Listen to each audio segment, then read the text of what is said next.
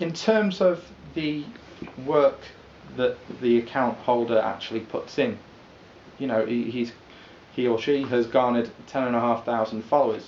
It's a lot of time and a lot of effort for this individual. They are possibly at a crossroads over what they do with the site. Do they take it on further and produce it and promote it in a way that for them is paying them back, so to speak? Do they have to make the change for that reason, so they can push forward and open it up to as many people as possible and make something out of it for them on a daily basis? Or do they keep it as it is and do it for the love of the site? But John, what are your thoughts? Well, I'm against the name change. I think that the shock factor actually is something about it, and this is one of its main achievements. Is it has sparked debate, something that we need in this city. I mean, one of the things, one of the most ridiculous things I've ever heard was the leader of the council on the radio accusing the account of driving away investment. I mean, isn't the conduct of certain politicians, which appears in the national papers and private eye, driving away investment from our city? Yeah. I mean, Oscar Wilde said, there's one thing worse than being talked about, and that's not being talked about. And this city needs healthy debate. We need to keep our civic leaders on their toes and keep them, and this is much better for the citizens. So we've got debate going, and it's great. An outlet for it. An outlet for it. You know, yeah. which is Keep it going. We've never had before. So Yeah. Directly we can affect what's happening in our city by interacting with the account and getting other like-minded people to join with us in you know, tweeting our civic leaders as such. I think the other positive there on the flip side, the work that the account has actually done with the council, for instance, the Lego models that have been displayed, is a fantastic thing. It's raised money for charity as well at the same time. So it's a very strange way that they, you know, at first they seemed very anti-account, and now they have slowly, some of them, have brought it on board. It's like fine wine, it's matured. Haven't they had to, just due to the sheer volume of followers? You've got a situation where this account has got 10,500 followers. They have to, because, you know, 10,500 people from our locality is the biggest group of people that you'll ever have in any community. I've just checked the Go Cheshire West Twitter account. It's got 13,500 followers. Yeah. That's covering half a borough. This account covers a city and to a degree suburbs.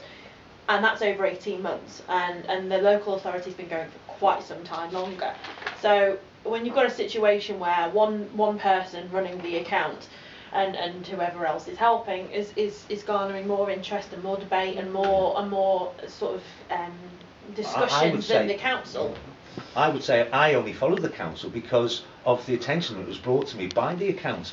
And so that I could actually then interact with the things that weren't going right for me, with street scene or whatever. Yeah. And it's only through this account that I seen that we could actually interact and actually get things done that I wanted to then follow the council. So they're 13,500, probably 10,500 of them are original account followers anyway. Can I just talk about figures?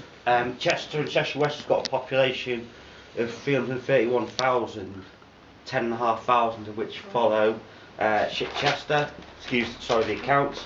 Out of those 310,000, 268,110 are on the internet. 10,000 of which follow Chester, which is quite a big ratio of people, if you think about the maths. I think we also have to remind ourselves that sometimes it's possibly even more, because if you take into account the number of businesses that are following the account, and if they retweet to people who are not necessarily following the account, it's the knock-on effect is massive. Second absolutely users there, and I struggle at times to decide whether or not to include the account name in my tweets as well, just as yourself, Kate. I mean, for those who might not know me, you might have seen me on Twitter tweeting predominantly about basketball, football and other sports in the area.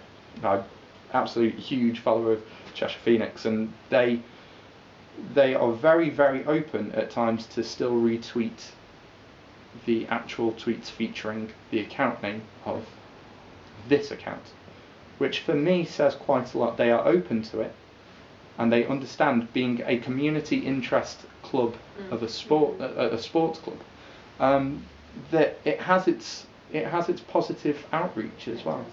But it's a very, very, very difficult aspect we're talking about here, because it is one individual's choice. And I think that leads us very smoothly into our final question.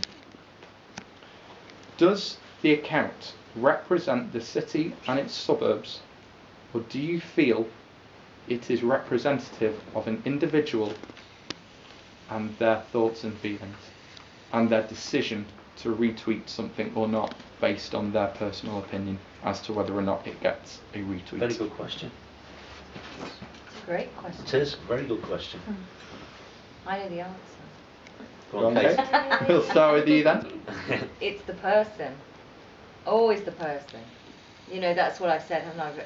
I'm interested. I mean, it's his view, his view that you're seeing that has humour, interesting, looks at different things, so you get an idea. So it's actually the person that I'm following, as opposed to the theme of the account.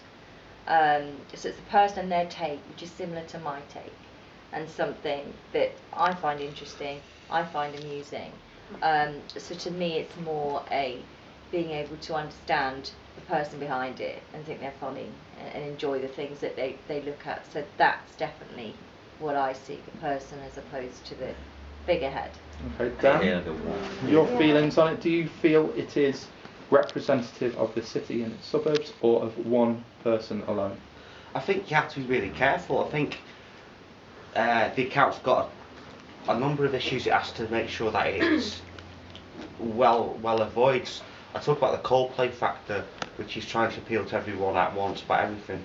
You can't do that. It has to be about the individual. No. I think you've got to be careful that the product's not diluted to an extent that it tries to cover all bases at once. Tiffany, what are your thoughts? I think there's a lot of personality and humour injected into it by the person or persons who run the account. I think, and I like to think, there's an element of impartiality, because they do retweet and favourite so much stuff. And I think that if it wasn't for that, there wouldn't be as big a following, because they'll retweet anything from pictures of a cafe to a random event at Telford's or something like that.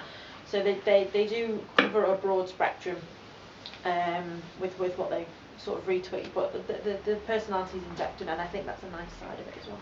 Because obviously it must be difficult in terms of what they choose to retweet or favourite or share on Facebook, because of the content that is being sent to them at times. I know I've had a discussion with the account holder, and they've said sometimes I feel I can't share it with the world because of the outlook and that person's. I see the account as a data miner, because they're getting all this data thrown at them, i.e. photographs, this going on, that going on, and then it's coming back to us through the account's eyes and the account's personality. And it is the personality of the account that I believe that shines through, because when you put in, once you've been watching it for a while, you seem to see how we will all know the sort of thing that the account will retweet.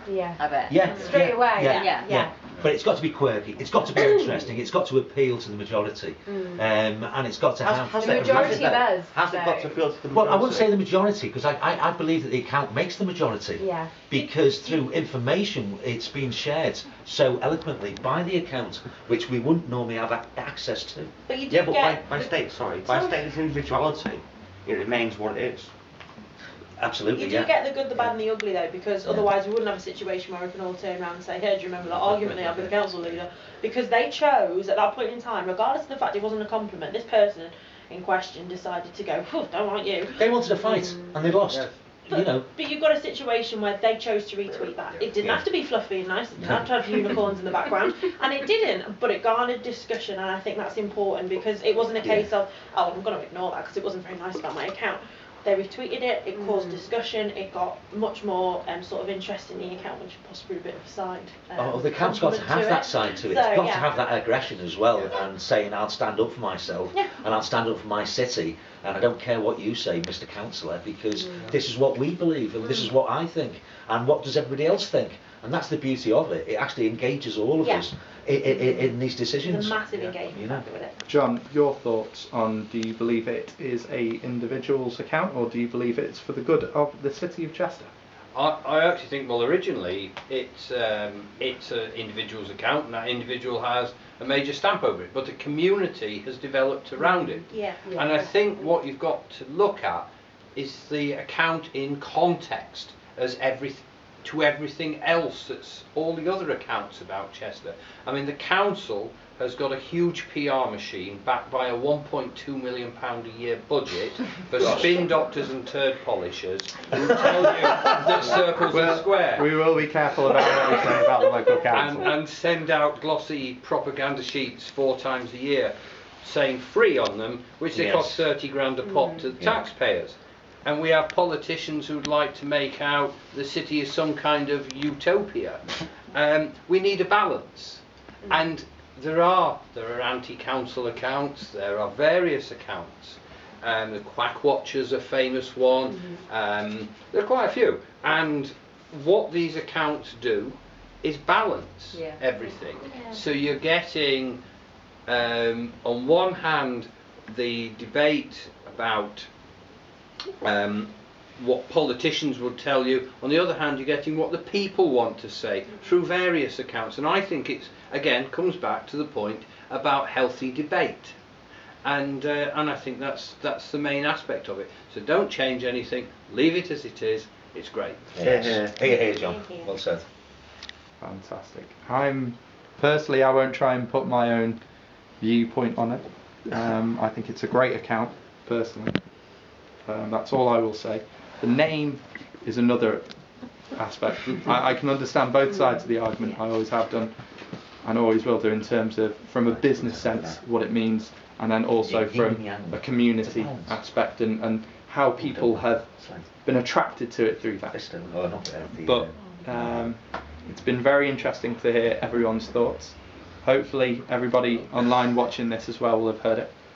But we're going to leave the final words to Ben Hulton, who has a few words to say for us.